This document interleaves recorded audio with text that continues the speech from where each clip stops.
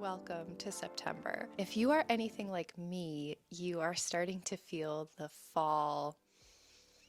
I don't even know how to put it into words, the feeling that befalls the writing community in fall. I've heard it called this year the Great Lock-in, and I think the writing community has been on this for a long time, where the last quarter of the year just has a little bit of a boost in terms of our productivity and what we might want to get done before the end of the year.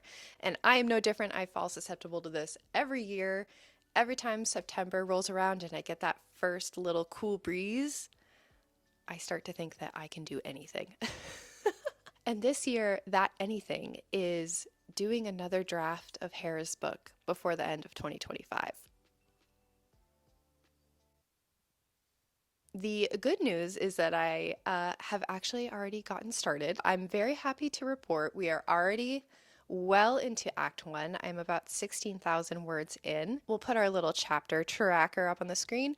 I am in the middle of Chapter 4, so we have finished so far the prologue through Chapter 3. I've got 4 months to the end of the year, and I'm going to try and do an act each month. So Act 1, 2A, 2B, Act 3. We're actually midway through September as I'm filming this. I want to finish Act 1 in this video. I think it can be done. In my dabble, I roughly put in a goal of getting this draft to 90,000 words by December 31st. Dabble tells me that I have to write about 660 words a day to get there.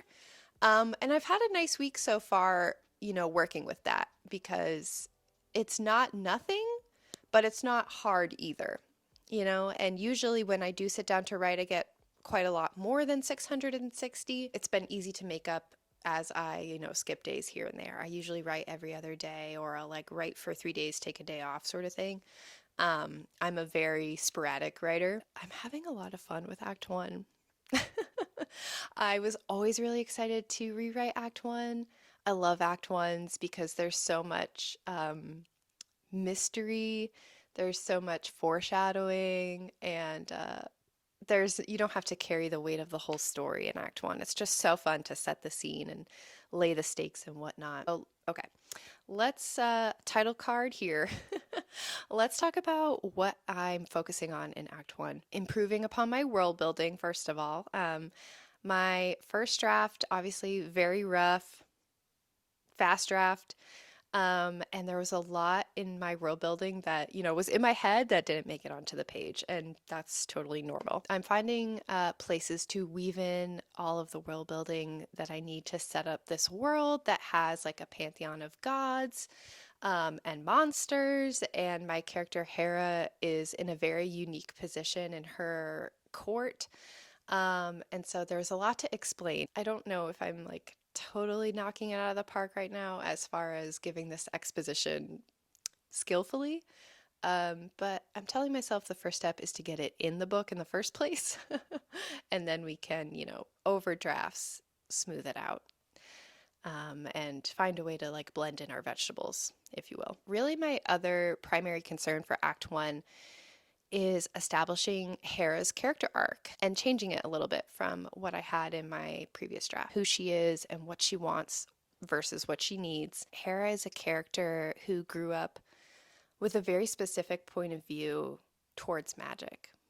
Now that she is someone who has had magic thrust upon her, that creates really nice conflict when she is from a society that really has distaste for magic and doesn't put a lot of faith in magic and thinks that magic can't be trusted and would rather, put faith in humanity and the inventions of man. Hera has that same perspective, and then when she is forced into this position of having magic and having to be kind of a spokesperson for magic, that creates a lot of uncomfortableness. And so in Act 1, she's really trying to do her best to fulfill her duties and do what she can without interacting with her magic. It's something that really scares her, makes her uncomfortable, freaks her out, and she really wants as little to do with it as possible. And she really wants to do what she can for her country as a regular human being. as she was raised. So that's creating some nice tension. And yeah, it's weaving in really nicely with all the like political tensions that I have in the book between Hera's country and their rival country, where magic is revered and much more accepted and utilized. And that creates obviously even more tension between the two countries and their different perspectives. So yeah, we're laying a lot of groundwork here. I'm really happy with Hera's character and the changes I'm seeing in her. She was a real wet blanket, I think, in the first draft, and I had a different arc for her that really just didn't like put her in enough uncomfortable situations the way that I am now. I'm excited to keep going with Act One. I do think we can get it done by the end of September. However, if we look at my calendar here, I have a trip coming up with friends. We're going up to Raleigh at the very end of September, and I think it would be wise if I got my writing goals done before we went on that trip. We have set the scene. Hopefully, we'll get some really nice fall vibes in this vlog. It's September, it's still pretty warm here in the Southeast, but a girl can pretend. A girl can pretend. Tomorrow, actually, Luke and I are going on a trip out of the city. We're going to go stay in a treehouse cabin about an hour away in the mountains for our anniversary. And I'm really hoping that that will continue to imbue me with the yummy fall energy and just help me feel really productive and excited about my project and the last little bit of 2025. So, yeah, we've got a busy weekend ahead, but I think we can get some good writing done. Here we go.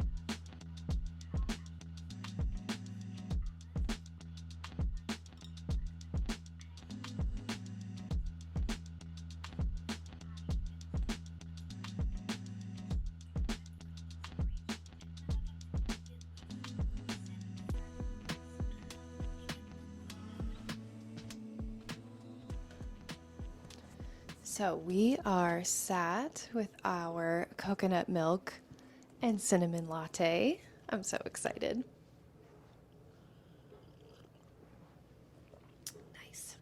So welcome everybody to September 22nd, I believe. Oh my goodness. We are about 1 week away from my Raleigh trip. And by the way, I hope you can't hear the dishwasher going absolutely crazy in the background. We are 1 week away from the Raleigh trip, which means I have 1 week to finish chapter 5 and then do 6 and 7.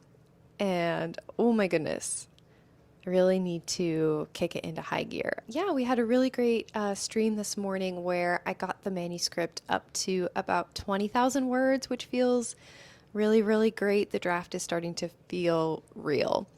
I am in the back half of chapter 5, so we're getting close to finishing it. But I'm just going a little bit slow with that scene because it's a new scene. It's a scene where I have a totally new character getting woven in, and she is really fun because she and Hera have opposing views on a couple of things. And she is supposed to be the character that is there to push Hera's buttons. And, they have tension because this character knows exactly who she is and what she's about and what she believes. And, that can be hard for a protagonist who hasn't gone on their change arc yet. And seeing a fully formed character like that can be challenging, and it can challenge them and their beliefs. So it's fun to use this character as a way to help Hera see what she needs to discover or question. And so, yeah, I'm just every single line of dialogue between them, I am thinking about how to use that space to its best effect. How can I push Hera through this character? So I'm going slow, but it's fun. And then in the back of my mind, I am thinking a little bit about okay, so I'm 20,000 words and I still have a little bit of 5 and 6 and 7. So Act 1 is probably going to end in the late 20s. And is that way too long? I'm a little worried that it is. Perhaps not, though. I think I might be overthinking it. For a fantasy, it's probably all right. I think this book may end up having kind of a slow burn Act 1 where we're laying a ton of groundwork for this best friends relationship, for the political struggle, for the monster myth. We have a lot of groundwork to lay in Act 1.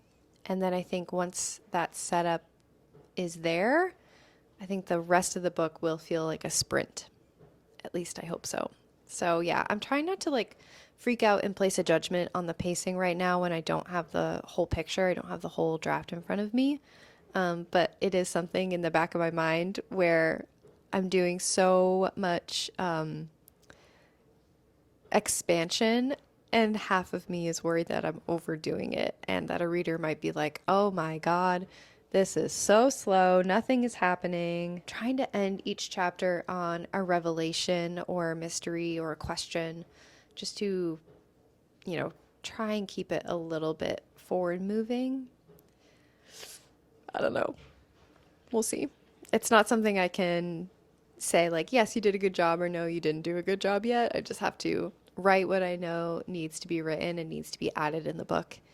And, future me can deal with the ramifications of that. So, yeah, anyway, this morning went really well, but I do still have some more writing energy. I really want to try and finish chapter 5 because, as I said, the days are flying by. So I think we will go do some more writing this afternoon with my coconut latte.